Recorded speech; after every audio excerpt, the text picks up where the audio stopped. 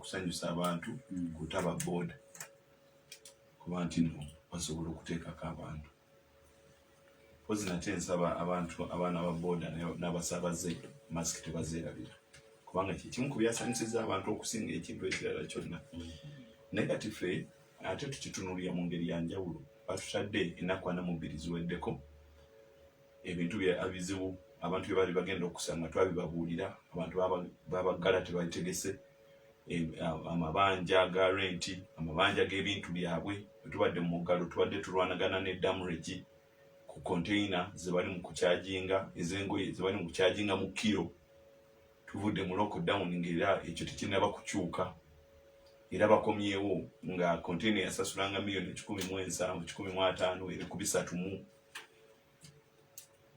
abasuubuza we batandikidde abengoye we batandikidde fe ate mu parliament tutandikidde kukuba nti omuggalo tuguvaamu naye sente za covid zonna zabbibwa ezisinga si zonna n'ezisinga zabbibwa era mu ripooti ez'enjawulo ezivudde mu bukiiko obw'enjawulo ziraga nti ku butabaliko obutaano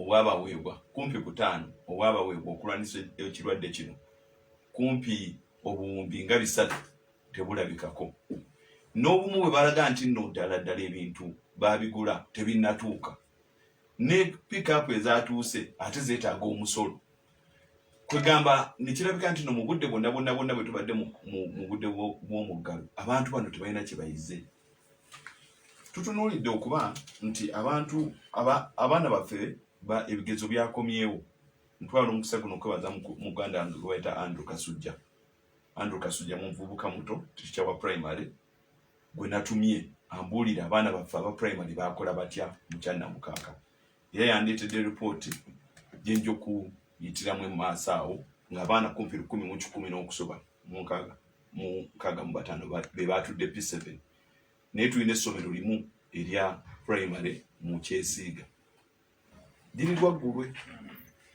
kati tulina amasomero 3 eno Kyannamukaaka erimu gavumenti eriyambayambako erya St. Mugagga amalala 2 tegayambako ne kati abaana 1,600 abaana 10 n'okusoba bagenda mu primary ludda wa bagenda kusomera wa secondary mu senior tuvudde mu muggalo nga gavumenti kati engeri gye tuli ennyo okutya COVID-19 abaana abatudde Ekyesiiga bali abaana 443 abatudde P7 naye essomero erimu mugombola namba naye essomero limu lyokka erya secondary ate liri lwaggule ye boda ya Bukoto Central n'ekyotera liri eri omwana alina okutambula mayiro nga 25 kugenda ku ssomero n'okuvaayo buli lunaku awo tuviiridde mu lockdown abazadde emirimu gye baakolanga giserebye eyalina ssente ezimu aziridde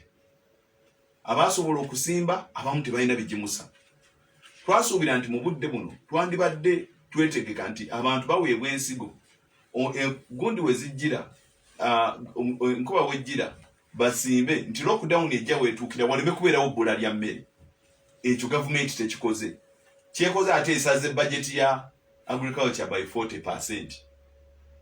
Yandisaze budget z'abalala naye ate ya ministry ya agriculture ate yo neesooka n'egireka negamba abantu kabasimbe emmere n'adizaani ani budget zaabwe tuzireke kati bo kubanga bo pandemic bwejja ate bo bajja tutaasa yandibadde nga kati mu budde buno nkambwe nnyo ku buli muntu eyafuna ssente za covid ku buwumbi 407 yandibadde nkambwe nnyo ng'eri mu kunoonyereza baani abalya ssente z'abalwadde wetuviiridde mu muggalo ng'etandise tulaga nti bano baazirya bano tebaazirya gundi mukyala twine zino lwaki tezaatuuka ambulensi zino lwaki ab'embaale bazeewakana awo singa tulaba gavumenti etufaako era otwagaliza yandibadde ewuliriza omulanga olwedde omulanga gw'abasuubuzi gw'emisolo yandibadde nga kati eguwuliriza era nga tugulabako twabagamba nti bwetukola statistics nzijukaliwo era twali twogera nga tugamba nti ne bwe kiba kyetaagisa nti abalwadde ba pressure sukaali abalwadde ba sickle cells n'abalala tubawe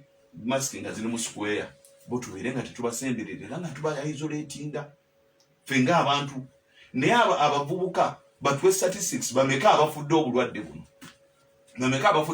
era bwe baba nga sibanja abafudde tusobola batestinga abalamu ne badda ku ssomero kyegera kyentegeeza era gavumenti ya France yali etuyambye ng'etuwaddeyoko ku bintu ebisobola okukebera twandibadde ne tugamba nti atukebedde aba S4 bonna ne baddayo abaana kati bali mu myaka 2 tebaddanga ku ssomero aba S3 basomayo taamu emu baba bagimaliriza ate ne babakola kino babagawo kati kitegeeza nti tetulina S4 ate tetulina ne S3 abaana basigaddemu bagenda mu maaso pulaani kyeriwaawo wakati tumaze ennaku 42 Minister of Education ngera tennaba kuvaayo na pulaani nti bwe banaddamu ku lunaku bweru tujja President wajja n'agamba nti alinze vaccine tetumanyi ddi vaccine we zigenda kujja zigweyo nga mukulu Kabuleta bwe yagambye so tusobola kyebakako nnyo naye tusobola okugamba nti no engeri gyekiri nti abavubuka tebalwala nnyo katubatesinga abakyali abalamu tusooke bo bagende ku ssomero tuteekawo measures ez'okuba nti no tubatesinga buli wiiki 2 babeere nga basobola okusoma tusobola kuteekawo decree n'ogamba nti akati abaana tebajja kusoma paka bonna bwe baligemebwa naye nga tomanyi naawe ddi lwogenda kufuna vaccine zonna towadde timeline so ekyo nakyo yabadde anomaly ekizibu ekirala abantu kye basinza okusanga buli muntu mu mulimo gwe anyigiriziddwa oba takisi anyigiriziddwa kati babagamba batuule mu haafu naye kati aba haafu abatuddemu abantu haafu abatudde mu takisi n'abantu abatudde mu muziki abagenzi okusaala nga beewadde amabanga ani yandibadde asooka kubanga imaamu abeera eri bonde mwewa amabanga ne musaala father abeera eri ne mwewa amabanga ne musaala ne misa neggwa naye tuli mu takisi abantu buli ku mutto babiri naye ffe gogama mwabama gundi abama sinzizo mugira mulindako nako 42 ziwedde abantu nagamba bali babeera ne stress buli muntu alina engeri stress we jamu abamu bagenda mu mazina abalala balina obusimu bwe bakuba ne bagenda mu baagalwa abalala bagenda ne bazanya ku mizannyo abalala beewa mukama ne basula mu night prayer ne bagendako mu church ne bagendako mu mizikiti emitima gyabwe ne gikakkana pressure y'amaanyi abantu balina amabanja balina enjala ebaluma n'ebirala anti yagamba oli wamu pastor uno naye akimanyi buli wamu Katonda waali anti engeri gyekiri nti Katonda waali buli wamu Katonda lwaki ogamba waba Katonda buli wamu waali lwaki nkubuuza lwaki ate bali obata abatuula ababiri ku mutto gwa taxi ate n'ogaana ono abasuula omweri mu ekereziya ekyo twaki nnaku 42 naye ekereziya n'amasinzizo amalala abongedde ennaku 6 traffic jam mu kibuga ngena nenjogera n'abantu bano nebuuza ddala oba tebayiga kintu na kimu era tebajjukira kintu na kimu bonna batambudde mu bibuga ebyenjawulo olutuuse mu tawuni ekisooka okwaniriza ekiraga nti no ddala omuggalo gwavuddewo traffic jam ne mu budde bw'ennaku 42 kibadde kibagaana ky'okulowooza ne bagamba nti bwe tuba nga obudde butuuse obwa ze tuyita peak hours nti ziweze essaawa 10-11 Kampala road yenna abeere nga afulumya bufulumya ekigala kyentegeeza Kampala road yenna abeere nga afulumya ziyingirira ku Buganda road nga ziva eri ne ziyingirira ku Buganda road Kampala road yo zonna zifulumye bonna bw'oba oyagala kusitopinga ku Kampala road jangu weetooloole opakinge ku Kampala road weeyongereyo bweyongezi oba kitegedde ebeere nga cycle junctions tuzisaleko tubeere nga tugamba nti mu budde buno eno junction efa lwaki kubanga eyingiza traffic eyingira wakati wa traffic w'enguudo endala nezikola jam bino ebyebintu byetulowooza nti munaku 42 omuntu aba abirowoozezza oba mu mwaka omulambo omuntu aba abirowoozezza naye omuntu ojja kugamba tubadde ku bulamu kati omuntu ajja olwo ne bayinginiya ne babagamba bagende waka beebake okyeka kyentegeeza kubanga obanga abyobulamu badde bakola ebyabwe abalala babadde bakola ki okudesigninga traffic okola traffic design tekyetagisa kubeera 10 mu room muyinza n'okubeera abasatu nga mwewadde social distancing ekyo ne kiggwa oba okyeka kyentegeeza ne mukola ku mpapula ne mukola ku birala so twogera ku nnaku 42 zetuvuddemu nga buli muntu abe musuubuzi abeere teacher mu mbeera yonna gy'oli obeere muzadde obeere mwana asoma abaana bakuze abaana bafunye embuto tetunaba kuwulirayo gavumenti kyeyogerako nti ku muggalo guno nti tufunye abaana b'embuto 3,000 Ochega kyendegeeza era bwe tutibwe tupulaninga okubakola ki okutambuza embeera eyo. Tuli awo tuvudde mu muggalo, abaana bonna bakomyewo, alina obulwadde n'atalina bulwadde gwe bakebedde ne gwe tuba batakebedde, kubanga kyali kyangu kugamba abantu nti bannange antigen tests bwe ziri rapid test ezo bwe ziri zibayita antigen test. Timugende ku gundi wetu buli muntu afune certificate gye bamutestingidde ajje mu kibuga ng'alina test ng'ali negative.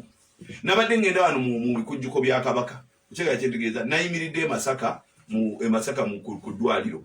Ku Masaka Regional Referral Hospital. Bwe natuuseewo bwe nti ne mbaga bannange agenda mu bikujjuko nti kale yingira wali bantestingidde eddakiika 45. Eddakiika actually 3. Omwami bamwita Roger n'ateekamu nakosa antigen test kabada nga pregnancy test oba malaria test n'akebera tetukuna ekyo nekigamba oli negative tambula okuleki ogenda obeerewo weewaawo badde tebatukiriza aweeri olw'okwagala Kabaka wange nasigadde emmotoka yange nga mpuliriza naye nga wendi bokyega kyentegeeza. So lwaki nkugamba ebintu bino gavumenti mu nnaku 82 ebigambo bino bitwogera tebiwulira.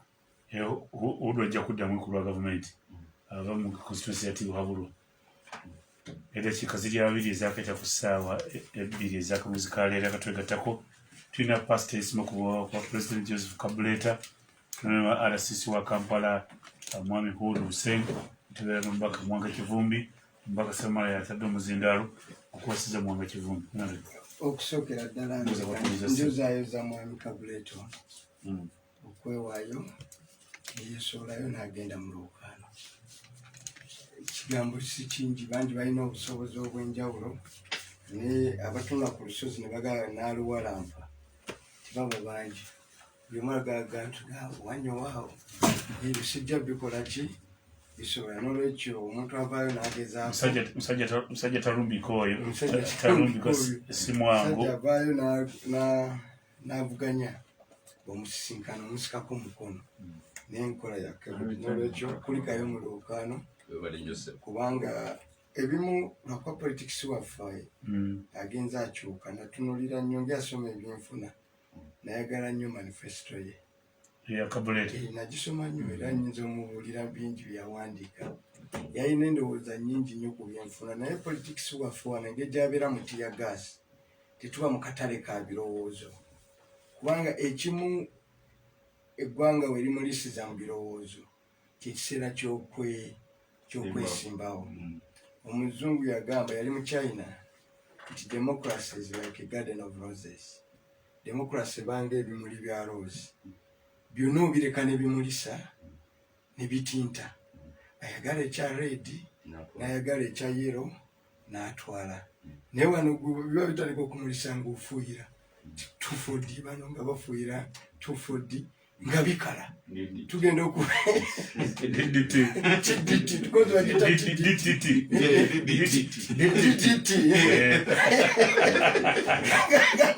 bano mugenda mu kampeyini basitookinga bukebe bwatu wano tosala.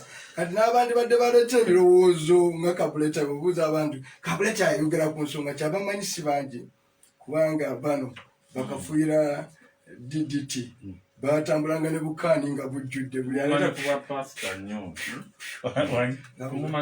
ng'awo nvuddewo medya ebiseera ebyessanyu n'ebyenaku. Omuzungu agamba bikutegeeza omuntu bw'afaanana. Oyinza omuganga nesibanyina kizibu kiba mu medya bwati bw'afaanana. Olwekyo obukulembeze kwolite yaabwo tobulabira ku kingi kye buyina naye mu kiseera ekyakazigizigi kikutegeeza obukulembeze bwe mulina bufaanana. Kati bano n'abatufuga mu Uganda era kati beziba zireese zibabuuni ezewali kaluma zirinya omuti ate buli lwolinya omuti waggulu ng'olinga babuuni eyo gyekoma okulaga obuki obwereere bwabo. N'olwekyo oluusi mujja kuno mwegendereze muba mulinnya muti ffe tulaba buki bwereere bwammwe. Kati ensi zonna buno obulwadde first of all bwe twajjana twakozesa Chinese model gye bwali butuuse global gye bagezaako okukola. What did China do? Wuhan gye twajja bino ebye SOP ne lockdown nituga nti era models mu lockdown zikola ki ne zimanyibwa nabiki byewayo ne China olwagenda mu lockdown yateeka ssente mu kunoonya okufuna virus vaccine not just lockdown yateeka ssente n'abakugu n'obwongo negamba nti nga tusibyewo ebbanga lino katuveemu nga tufunye ki vaccine era n'ensi zonna ezaali zitannagifuna kuko obulwadde bwali bupya ezaggwa dda olwakola lockdown because lockdown kuziyiza speed n'ogikwatamu tokajeewo kawuka kasigalawo kakati wane waffe twetaagana kuyiiya nnyo naye abali bakoze eddagala ffe tusobola tutyo oddifuna good enough ne cost tugimanyi baga buli doozi $10 okugema buli muki buli mutuuze nga n'olwekyo otuna butunuzi tubadde ne budget biri twalina eri yali supplementary n'ey'omwaka guno twagikola tuli mu budget nitugaa nti naye tunaakola kati lockdown yonna yandibadde tuwa ebintu ebi okendeeza speed nga bolongoosa ebitreating abantu kati ennaku zino nga boogema actually kati emphasis mu lockdown kola ki gema bwomala okugema gulawo era ennaku zino nze kati ono osobola omusemberera nga sitaddeko mask because ndi sure alina doozi meka 2 era tusobose nga ndi sure wano buli omuntu alina doozi 2 mask sanitary ne simanyi abamu bano balabulala bakati bano simanyi bulungi benzo kwa babiteekamu olwa social media ne batalinyayo kakati era ensi katulaba Biden ng'ayogera naye abantu nga tataddeeko mask kubanga abantu balina bonna abantu bazze mu bisaayo by'omupiira na biki kubanga ensi ezo bazigemye kakati ffe tuli ku approach yaffe nadde ngamba bannange nga tuli mu shadow cabinet nenjituuma masha Allah a God willing approach tikatulabe mukama katonda bana bayagadde masha Allah tukatukulewo nga Mungu ngakiriza tetukole ki katugwe binabe nabe tuogera we can speak volumes nekade kiri certain tujja kufuna third wave obuzibu bulwa honorable obuzibu obuvudde honorable kitokemye science ono talimba benjogera wane eddoboozi lifuluma zembera mu radio neoteekako quality ya radio quality bwera bateekako CBS otegeera nga tunawuliriza n'ayogera otegeera nti yataddeko ki CBS tesaala kabuleti ono yali annyonnyola ku by'omupiira n'ebirala nga omanyira ddala nti ono gwempuliriza ebyabimanyi nehudu kyagambye yamwagasa Man United n'ebyobufuzi tewali ssomero gye babisomesa waliwo basomero akweyimiridde omanyi ono RCC atandise agamba amanyidde mbyamizanyo ate naagera kati amanyi nga pasita nagenda okumaliriza nga gwe pulezidenti waate agenda asetula mpolampola kati ze nsirise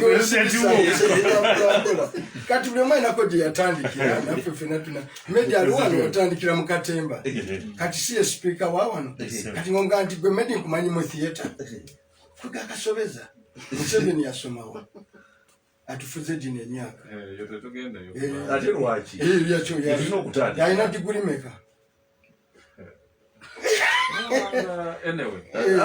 ebirasika bibuuza nti tiguledi kye ya diguri naye njagala nkomaawo kati gwe lwaki olowooza nti yasobola kabuleta tasobola mulekerenga okunyuma kati gwe RCC bantu bakobaga nti gwe wadde omuvubuka yani tobusobodde kati gwe wali wangudde kwadde obwerosi wano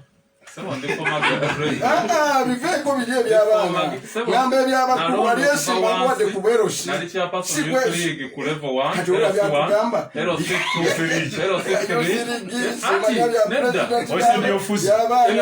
mitendera Secretary General of NRM mu Uganda yonna mbadde guild president. But by the way, Yes, I've dominated youth and students politics during my time. Si ebumpeeza. Naye saagadde tugenda awo. Ayogedde kutabula tulikunda kwana no, lekera okunyoma abantu. historical foundations ezirese NRM. Zisome ku history ya President Museveni, Frelimo Fronasa, gyavudde gyenvuddeewa. Owulidde? Gyenvuddewe. Tabadde president by accident. Njagala otunule nga abadde Minister of State for Defense under Muwanga Ani. Okuluzibwa Muwanga. Exactly. N'abeera Office of the President. Gye yava n'akola revolution ey'okumobilizing aba farmers okubeera obulungi. Owulidde? Tosobola kugamba nti you can doubt his presidency because his history speaks for itself. Okay. Kati omuntu ngoyo tosobola muteeka ku minzaani emu ne kabuleta. Anyway, saagala nkyogere. Kale munaye. Saga kugakono. Nene history waliwo gwotayogerako. Bw'oba oyogera mu maze waliwo gwotayogerako. Twogerako nti ne gyayise yonna wabaddeyo entalo n'okutta abantu. Nakwana mu bizibu tulekosemu. Ng'alwana ku yalwana ku Uganda. Nakwana mu bizibu okuva lweyava mu nsolo nakwana mu yegerere buli gyayita waliwo entalo n'abantu okubatta. tulikunda kwana mu ebbiri. Tugende kwana mu ebbiri. Kakati tuze kwana mu tuletera hudu buzibu. Tuletera hudu Gata mu history. Buda mu history. Tuleta buzibu kabuleta musajja muleke. Tumuletera buzibu. Approach gye twagenzeemu. Mashallah. Mashallah. Approach. Kugamba nti God willing. Nupu yagirese. Nze nkikubulidde nze Shadow Minister of Finance. Mashallah. Kakati nkubulidde ya wa Nupu.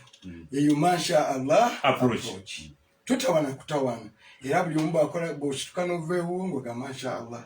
Kangende nkole. Mungu ntambuza bulungi kumewo. Ntambuza akawuka ndeme kafuna. N'eggwanga ddyo. Naye ng'eggwanga ddyo ng'obukulembeze omulimu gubayinze. And admission is human. Nyerere kimufuula omuzira yakuuma Tanzania mu bwavu. Obuzira bwe buli kugaa nti binaleeta tebyakola. Obuzira bwe tebuli mu bye yakola. No, obuzira bwa Nyerere tebuli mu bye yakola. Byali mu kukkiriza nti bye yaleeta okukola byakola ki byagaana n'ate eggwanga. Naga katugezeeko ebiki ebirala.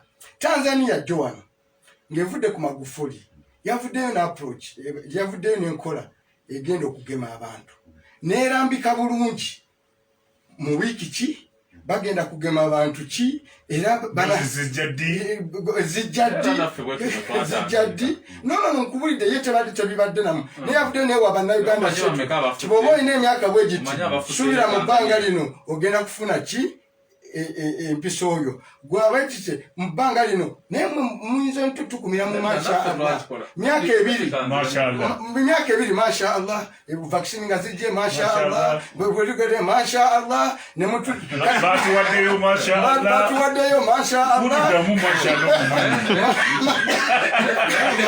yasobola kutta Mashallah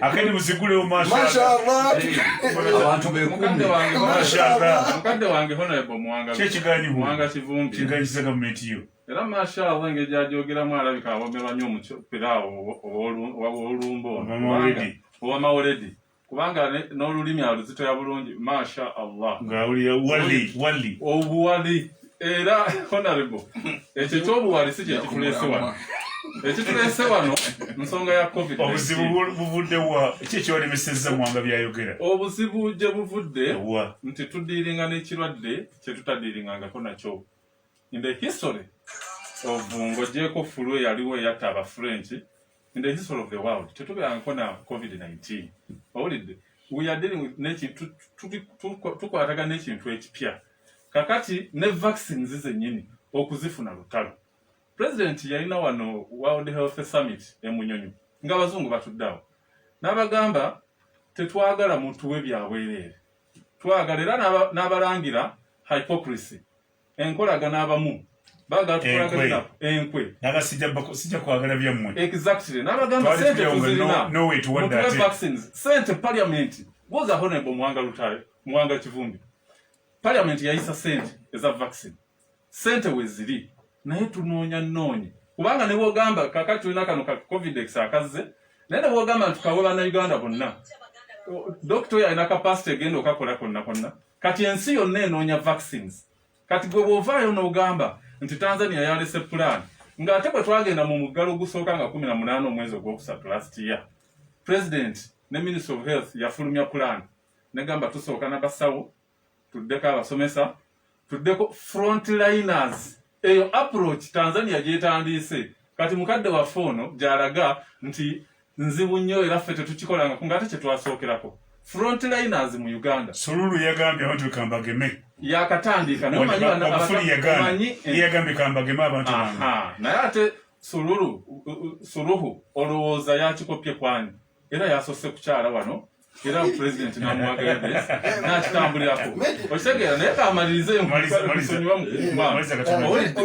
yampadde information nedda nze kamalirize honorable musiimangako eggwanga lyammwe wadde temuwagira gavumenti osiimangako gavumenti egezezzaako era ne baturankinga ne mu Africa gavumenti eyagala abantu baayo exactly ne baturankinga ne bagamba Uganda was it second best or first mu Africa nga tulwanyisiza obulwadde tubumaze naye abantu ne baddayo ne bakola ebyabwe nga balooza kati bugenze kwe kukomawo kati saawa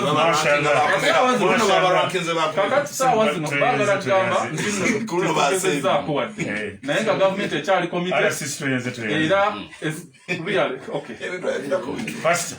tumalize ensonga n'obubaka njagala kusooka kwogera ku omubaka Sawamala kyayogedde ku nsonga ya kafyu ekisookera ddala nkimanyi waliwo bino byebagamba tulina okuteeka mu nkola bya president naye kafyu eya ssaawa emu ejjako nakibaze nga ejjawo emirimu nga 30 mu Kampala muno egy'abantu abakola mu restaurants abakola mu bintu ng'ebyo abatakola olw'okuba abantu emmere bagirya kiro ate balina okubeera ewaka essaawa ezo kati abo niwesanga babasazeesazeeko kakati bwe yali ku ssaawa 3 waliwo we baali bazzeemu okukoma twasookera ku ssaawa emu ne babagoba ku mirimu bwe yadda ku ssaawa 3 waliwo we baayita kuba wakati wa ssaawa 12 ne ssaawa 3 abantu nga bagenda ne balya ku mmere kati nga restaurant zikola ku ssente ne ziyita abakozi naye kati kasita yazze eri abakozi bazzeemu bajjayo kati nze ngezaako okugamba kafyu eyamba ki ekinene ku covid eno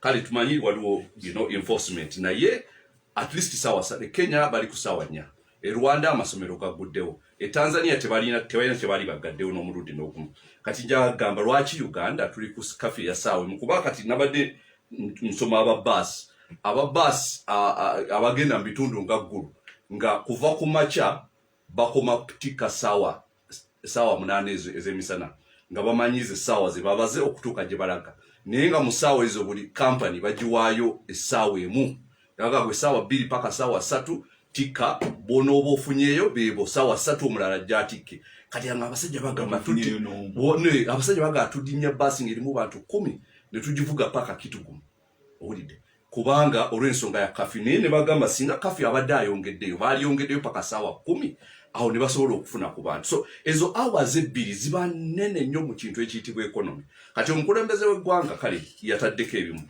naye ekyo ekintu kya kafyu yali badde addamu okirowoozaako at least n'agiteeka ku ssaawa 3 oba 4 nga bwe tutalowooza ogijjirawo ddala kuba ekyo kyali badde kikulu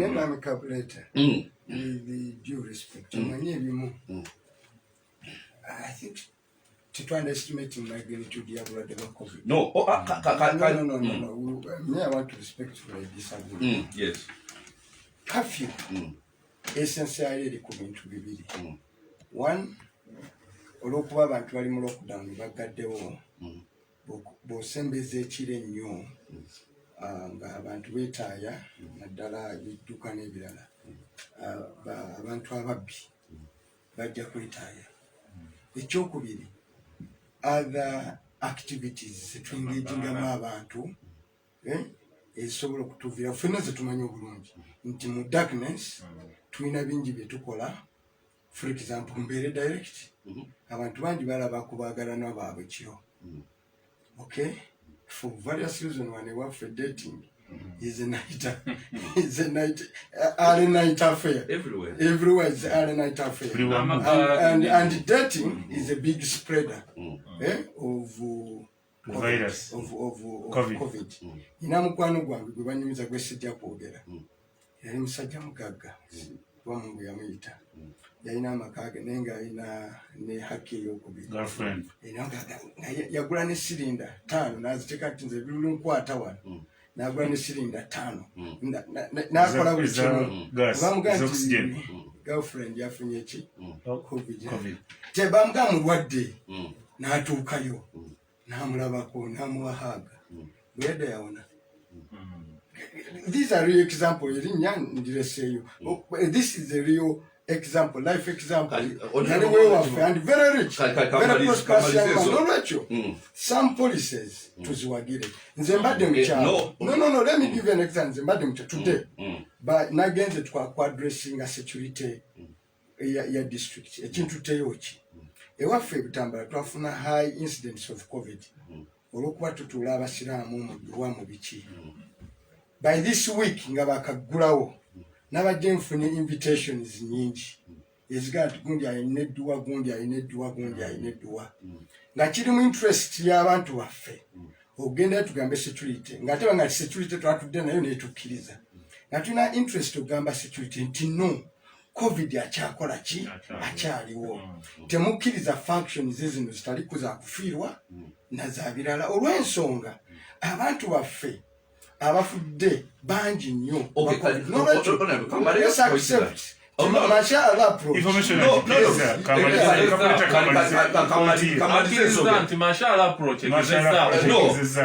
webawera credit bano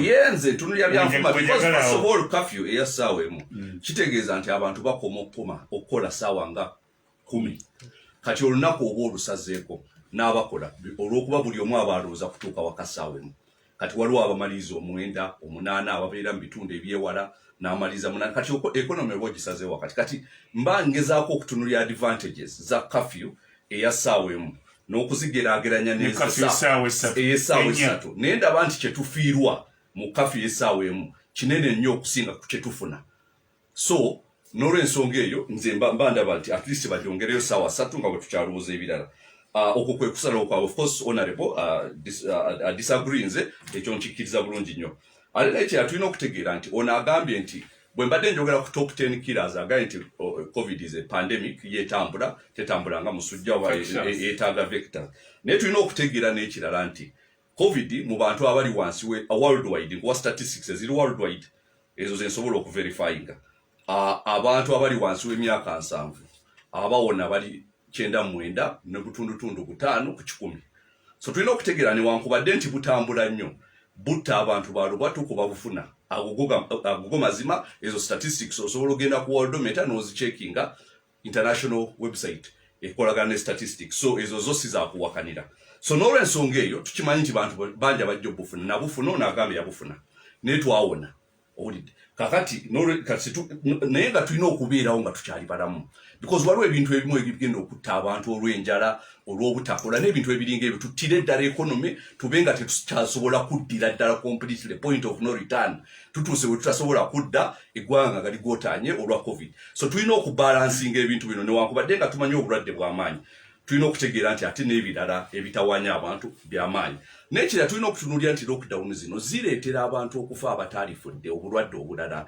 kyembadde nkugaa twagala ministry eya health so si ministry ya covid kubanga health issues tulina mu ggwanga mpitirivu zisinga covid so tulina okutunuulira ebintu bino byonna nga tugenda tubyekenneenya kati waliwo oli kyayogedde honorable Sewamala wagambye nti churches na president naga God is everywhere kakati tetugenda mu masinzizo mu mizikiti oba just kusangayo ala oba katonda tugendayo kuwulira eri abakulembeze b'eddiini ne tebagenda tusanga waka kise kino omuko agamba online n'ebya online bameka ababikola so n'olw'ensonga eyo saagala bakifuule nti churches teziri essential kubanga ziri abantu betaaga mu biseera nga bino abantu betaaga omanyi ne depression gye tufunye wano omanyi mental health ze tufunye wano ebyo ebintu bino abantu kibayamba okugendako mu mizikiti ne mu makyaki ne basinzako ne baba bulungi ne bawuliza okuva mu mukulembeze w'eddiini n'ababuulira ebintu ebibazaamu amaanyi ne badda ewaka kati ekyo tosaakiyisaamu maaso nti katonda ali buli wamu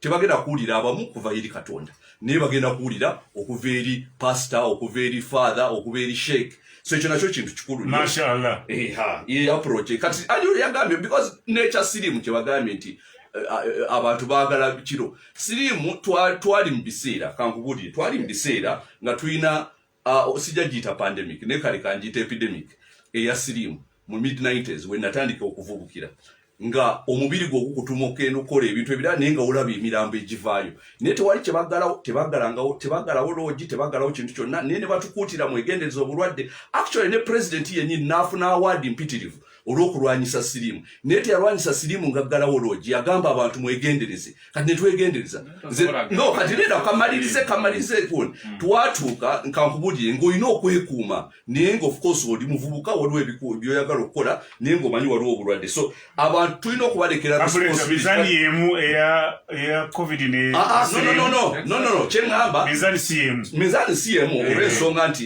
kiri kyetaaga naye kyegezaako okugamba wano oluvannyuma lwa byonna responsibility obuvunaanyizibwa obw'abantu okwekuuma bujja kubeera eri abantu waliwo abajja okugamba nze byemuga sijja bikola waliwo ajja okugamba nti nze nja bikola kubanga obusaagala bulwadde bukole ki kangende ku mulango Tamale, mwanji muzeyi. Onkwanyumiriza munyi.